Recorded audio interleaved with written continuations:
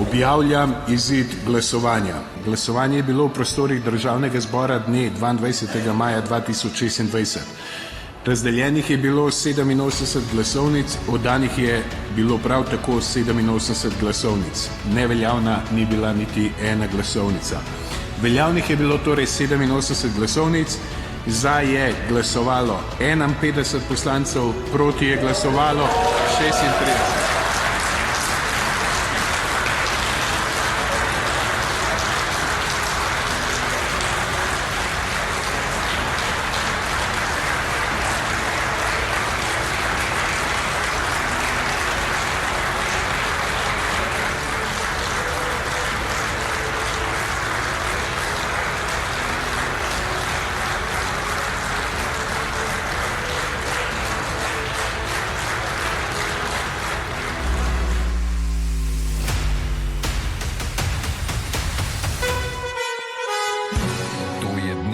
Televizije Slovenija. Poslanci bodo nocoj glasovali o kandidatu za predsednika vlade Robertu Golobu. V predstavitvi je ponovil, da se bo zavzemal za socialno pravičnost, solidarnost ter družbo, ki temelji na znanju. Ljudje ne zahtevajo nič drugega kot to, da bojo lahko upali, da je prihodnost lepša. To je vse, kar si želijo. Dober dan. Robert Golob bo torej še nocoj postal predsednik 15. vlade Republike Slovenije. V nagovoru poslancev je pred glasovanjem še enkrat ponovil, da se bo zavzemal za socialno pravičnost, solidarnost ter družbo, ki bo temeljila na znanju. Najprej pa se bodo njegovi ministri lotili urejanja zdravstvenega sistema in blažitve draginje. Za izvolitev ima udobno večino. Robert Golob bo torej po vseh napovedih nocoj postal predsednik 15. slovenske vlade. Glasovanje je sicer tajno, vendar presenečen pri njegovi izvolitvi po sklenitvi koalicije s Socialnimi demokrati in Levico ter napovedani podpori poslancev narodnih skupnosti ni pričakovati. To pa je mandatar povedal poslancem po izvolitvi. Še enkrat se vsem zahvaljujem za podporo, tudi za konstruktivne predloge, tudi za tiste malo manj. Hvaležen sem in ponižen, kot sem začel, zato da sem lahko danes tukaj. Da bom lahko Slovenijo peljal v boljšo prihodnost. V prihodnost, ki se jo vse naše državljanke in državljani zaslužijo. Hvaležen sem vam, ki ste z nami od začetka poti, in hvaležen bom vsem vam, ki se nam boste mogoče pridružili kasneje, ko boste videli, da ta pot je skupna, ker dejansko želimo delati v dobro vseh.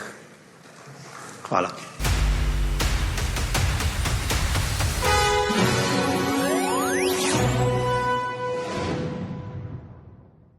Dobar dan. Janez Janša bo najverjetneje danes četrtič postal mandatar za sestavo vlade. V državnem zboru že od jutra poteka razgreta izredna seja.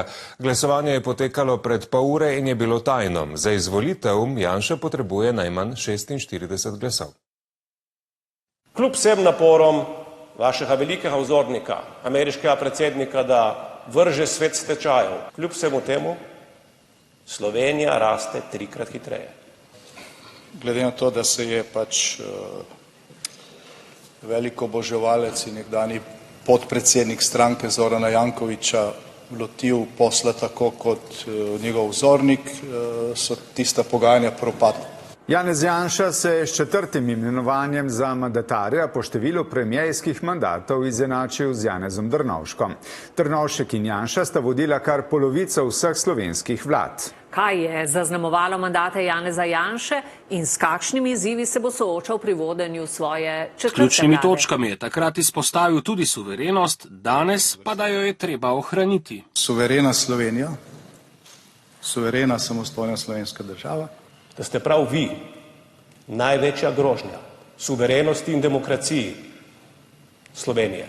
Da se Janša na eni strani kiti z domoljubjem, na drugi pa da uporablja izraelsko obveščevalno podjetje Black Cube z namenom vplivanja na volitve, meni Golob in pristavi, da je to največji škandal v zgodovini države. Ob tem pa, da je konec marca na seji za nacionalno varnost celo grozil. Na tej seji je vpričal predsednice republike, pa bi nismo bili sami mi politiki, odkrito grozil prisotnim, vključno z mano, da me bo poslal na Dob.